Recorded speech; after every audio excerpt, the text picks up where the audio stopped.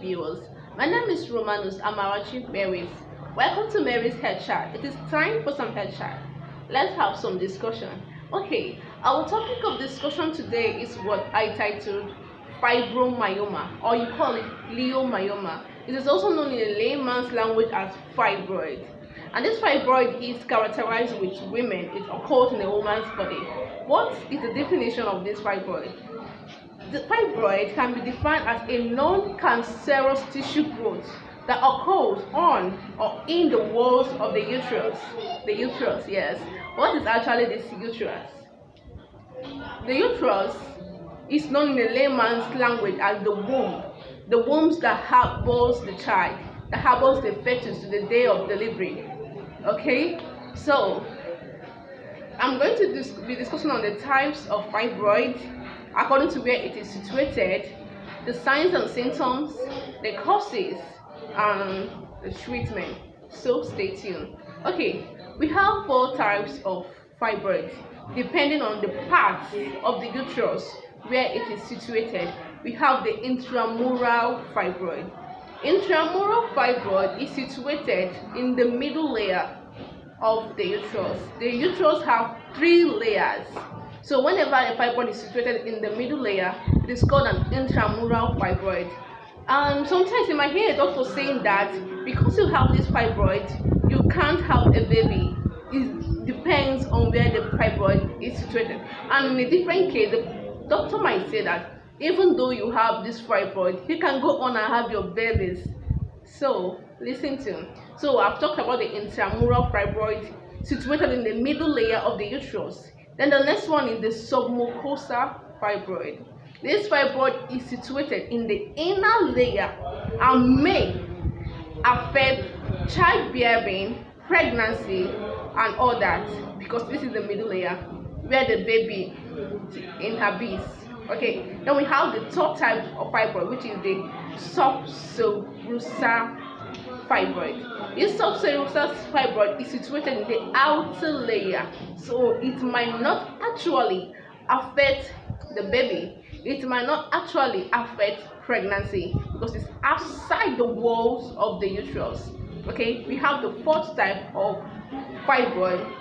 It's similar with the submucosal fibroid, but the difference is its shape. The shape is like it has a mushroom shape. It has a stalk, then the fibroid itself. So the difference is in its shape. Okay, so I'm going to be talking about. I'm done with the types of fibroid. I'm going to talk about the signs and symptoms you will see in your body or you will see in a person to know that this person might be suffering or might be a victim of fibroid. Okay, number 1 sign and symptoms is heavy period. Your period starts to bleed more than normal. Heavy period, because this somehow is linked with our estrogen, and you know that estrogen plays a role in our periods and ovulation. So the number 1 sign you can experience is heavy period. That is not as it is before, unusual heavy period. And the second sign and symptoms a person will be noticing in their body is painful menses, painful menstruation. I know some people naturally have painful menstruation, but fibroid comes with a different kind of pain when a woman is having menstruation. Okay, so the third sign and symptoms in a person will see to know that they have fibroid is low back pain. You'll be experiencing pains within your abdomen, pains at your back, at your joints, at your lower abdomen part. You're experiencing unexplainable pains related with this fibroid. And other signs and symptoms is frequent need to urinate. Now listen, this need to urinate comes because of the weight of the fibroid on our bladder, because the uterus anteriorly has the bladder. In front of the uterus is the bladder. So this fibroid might add some pressure on the walls of the bladder, which will be giving you that frequent urge to urinate all the time. So, and the other signs of symptoms is constipation. Constipation means inability to pass through. You can't pass through.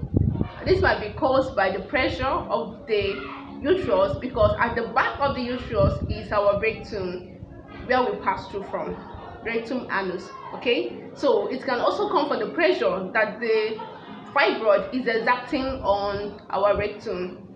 Okay, the last but not the least sign and symptoms of this fibroid is pains during coitus. Coitus means sex.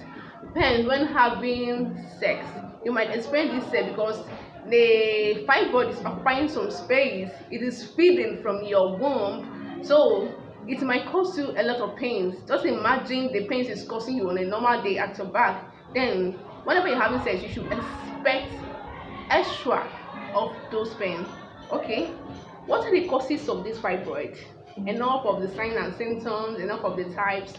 I know some people want to know what is really causing this fibroid. Okay, the cause of this fibroid have not been notified yet, but we have some factors that might predispose one into having fibroid, and I will list those factors here today. Number one is estrogen level. The level of estrogen. Estrogen is a reproductive hormone linked to a woman. Like I said earlier, this fibroid is more of women. Okay, linked to a woman.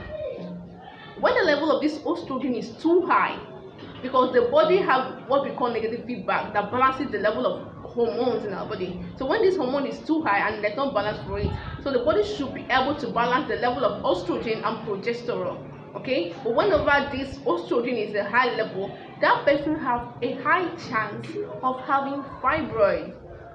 Do you get it? So what they call it again, improper hormone or imbalanced hormone in the body can predispose someone to having fibroid. Then the other cause of this fibroid is obesity. Okay, another cause of this fibroid in our body is obesity. When a person is obese, it kind of predisposes that person to having fibroids, in the sense that estrogen is produced from our fat cells. It's a hormone that is produced from our fat cells. Okay, so whenever somebody is obese, it kind of gives chances for that person to have higher estrogen level in their body. So obesity predisposes one to having fibroids. And the next one that causes fibroid, the next causes of fibroid, is a family history of fibroid. Okay, very interesting. When you have a family history of fibroid, maybe someone in your family have suffered from fibroid before, there is a high chance of it repeating itself. So if you know within your family you have a case of fibroid, you should be careful with how you act or put on weight. You should be careful of what you consume. Eat healthily, have a healthy lifestyle. Okay, and the last but not the least, I would say, is infertility. When a woman has stayed for a long time with its womb not being able to carry any child, let me say a long time of infertility, let's say from the age of 20, you have not conceived any child in your womb for a long time, for a long period of time. So since your womb is inoccupied at the time, fibroid might see it as a chance to feed. I mean, this is an abandoned property. Nothing is going on here. Let's just occupy here for the meantime. This is unoccupied. That's what it's more like. Okay, so a long period of infertility can predispose a person to having fibroid. I think I've enlightened you all about what this fibroid is all about. I'm talking about the definition, the types, the signs and symptoms, the causes, and I will repeat the causes. Number one, high level of estrogen in our body. Number two, obesity. Number three, a family history of fibroids. It can repeat itself. And the last, infertility. Okay, I'll be talking about the treatment for this fibroid in my next video, and you guys please stay tuned. Subscribe to my channel, like our videos, drop your comments. Please be a part of what we're doing. My name is Romanus Amarachi Merit. Welcome. Thank you for being part of Mary's Head Chat.